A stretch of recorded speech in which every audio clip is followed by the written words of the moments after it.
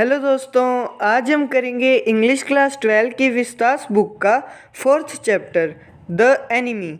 इस चैप्टर को लिखा है पर्ल एस बक ने। तो जल्दी से इस वीडियो को लाइक कर दो, शेयर कर दो और मेरे चैनल को सब्सक्राइब कर दो। इस चैप्टर में हमें सेकेंड वर्ल्ड वार के बारे में बताया गया है कि एक बार एक अमेरिकन प्रिजनर बहुत ही बुरी हालत में जापान के एक बीच के किनारे पर पहुंचता है और उसी जगह पर डॉक्टर सदाओ होकी का घर होता है, जो कि इस चैप्टर के मेन कैरेक्टर हैं। तो हमें इस चैप्टर में ये जानना है कि जब डॉक्टर सदाओ उस अमेरिकन प्रिजनर को देखेंगे तो उसका इलाज करेंगे या फिर उसे जापान की आर्मी में दे देंगे।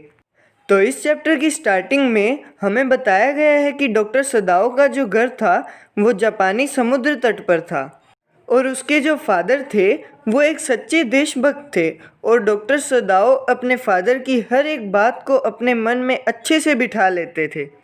डॉक्टर सदाओ के साथ उनके फादर ने कभी कोई मजाक नहीं किया और उनके साथ कभी खेले भी नहीं। वो चाहते थे कि उनका बेटा पढ़ लिख कर एक बड़ा डॉक्टर बने और सदाओ ये बात बिल्कुल अच्छे से जानता था। इसीलिए जब वो 22 साल का हुआ तो उसे अमेरिका भेज दिया गया, जिससे कि वो अच्छी एजुकेशन ले सकें। उन्होंने वहाँ पर सर्जरी और मेडिसिन्स के बारे में पढ़ाई करी। जब डॉक्टर सदाओ 30 साल के हो जाते हैं तो वो वहाँ से वापस आ जाते हैं अपनी स्टडी को अच्छे से कंप्लीट करके। और जो डॉक्टर सदाओ के फादर थे उन्होंने मरने से पहले अपने बेटे को एक फेमस डॉक्टर के रूप में देख लिया, लेकिन उन्होंने अपने बेटे को एक साइंटिस्ट के रूप में भी देखा था। और एग्ज़ाम में कई बार ये क्वेश्चन पूछा जाता है कि डॉक्टर सदाओ के साइंटिस्ट होने का क्या रीज़न है। तो इसका आंसर है कि डॉक्टर सदाओ एक ऐसी डिस्कवरी कर रहे थे, मतलब खोज कर रहे थे, जिससे कि चोट को पूरी तरह से ख़त्म कर दिया जाए। इस सब के कुछ दिनों बाद ही डॉक्टर सदाओ के फादर की डेथ हो जाती है। डॉक्टर सदाओ जब अमेरिका में अपनी स्टडी कर रहे थे तब वो एक हना नाम की लड़की से मिलते हैं और वो उन्हें पसंद आ जाती है, लेकिन वो उसे प्रपोज नहीं करते जब तक कि उन्हें ये ना पता चल जाए कि हना एक जापानीज़ लड़की है। क्योंकि डॉक्टर सदाओ जानते थे कि उनके फादर एक सच्चे देशभक्त हैं और जब उन्हें पता चलेगा कि उनके बेटे को एक अमेरिकन लड़की पसंद आ गई है तो उन्हें बहुत बुरा लगेगा। लेकिन डॉक्टर सदाओ को जैसे ही पता चला कि हना एक जापानीज़ लड़की है तो उन्होंने हना को प्रपोज कर दिया और फिर उन दोनों ने जापान में आकर शादी कर ली।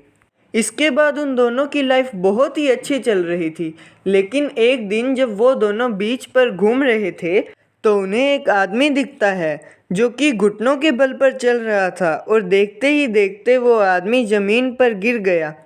उस आदमी की कमर पर गोली का निशान था और वो आदमी बुरी तरह से तड़प रहा था, लेकिन इतने में हना देखती है कि उसकी कैप पर अमेरिकन नेवी लिखा हुआ था और फिर वो दोनों समझ गए कि ये एक अमेरिका का सोल्जर है।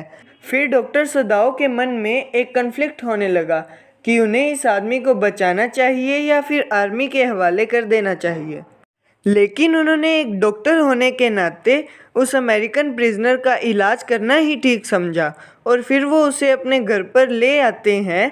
लेकिन उस अमेरिकन प्रिजनर को देखकर उस घर के जितने भी नौकर थे वो सब घबरा जाते हैं कि इसके कारण कहीं हमें कोई प्रॉब्लम ना फेस करनी पड़ जाए। इसलिए वो डॉक्टर सदाओ को सजेस्ट करते हैं कि उन्हें इस अमेरिकन प्रिजनर को आर्मी के हवाले कर देना चाहिए। इसके बाद डॉक्टर सदाओ उनके घर की कामवाली से इस प्रिजनर की बोन्स को साफ़ करने के लिए कहते हैं, लेकिन उनकी कामवाली, जिसका नाम यूमी था, वो इस काम को करने के लिए मना कर देती है। इसके बाद डॉक्टर सदाओ की हेल्प करने के लिए हना आती है और उस अमेरिकन प्रिजनर के मुंह को और छाती को गर्म पानी की भाप से साफ़ करती है। डॉक्टर सदाओ उस अमेरिकन प्रिजनर को लगी हुई गोली को बाहर निकाल लेते हैं और बताते हैं कि ये कुछ दिनों में ठीक हो जाएगा। उस प्रिजनर का नाम टॉम था और जब टॉम होश में आ जाता है तो वो डॉक्टर सदाओ से एक बात पूछता है कि डॉक्टर सदाओ अब उसके साथ क्या करेंगे, लेकिन उसके इस सवाल का जवाब डॉक्टर सदाओ ने नहीं दिया। इसके बाद डॉक्टर सदाओ रोज़ टॉम को एक्सरसाइज कराते थे और एकदम अच्छी तरह से उसकी सेहत का ख्याल रखते थे। और कुछ दिन के बाद उसके टांके खुल गए और डॉक्टर सदाओ ने उसे कहा कि अब लगभग 15 दिनों में वो बिल्कुल ठीक हो जाएगा। इस सब के 7 दिन के बाद डॉक्टर सदाओ के घर में जितने भी लोग काम करते थे वो सब काम छोड़कर चले गए। इतने में जापान की आर्मी के जनरल को ये पता चल जाता है कि डॉक्टर सदाओ के घर में एक अमेरिकन प्रिजनर है और वो उनका इलाज कर रहे हैं। वो जनरल खुद डॉक्टर सदाओ से ट्रीटमेंट ले रहा था, इसलिए उसने डॉक्टर सदाओ को कुछ नहीं कहा, लेकिन वो डॉक्टर सदाओ को बताता है कि हम इसे चुपचाप मरवा देते हैं और इस काम को करने के लिए डॉक्टर सदाओ भी हाँ कर देते हैं। इस बात के बारे में हना को भी कुछ नहीं पता था और फिर डॉक्टर सदाओ बीच पर टॉम के लिए एक बोट तैयार करते हैं और उसे वहाँ से भाग जाने के लिए कहते हैं।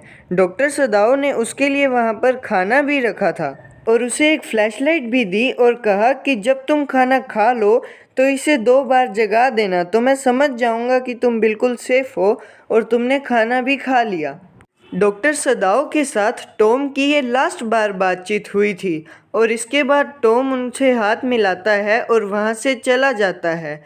तो इस तरह से डॉक्टर सदाओ ने उस अमेरिकन प्रिजनर की जान बचा ली और फिर वो सोचने लगा कि एक वो भी दिन था जब मैं अमेरिका में पढ़ा करता था और अमेरिकन मेरे साथ भेदभाव किया करते थे, लेकिन फिर भी मैंने आज एक अमेरिकन प्रिजनर को बचाया।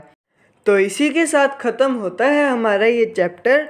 और अगर आपको ये वीडियो अच्छी लगी हो तो प्लीज़ इसे लाइक, शेयर और सब्सक्राइब कर देना और कमेंट बॉक्स में मेरे क्वेश्चन का आंसर ज़रूर बताना कि अगर डॉक्टर सदाओ की जगह पर आप होते तो उस अमेरिकन प्रिजनर के साथ क्या करते, उसे छोड़ देते या फिर उसे आर्मी के हवाले कर देते।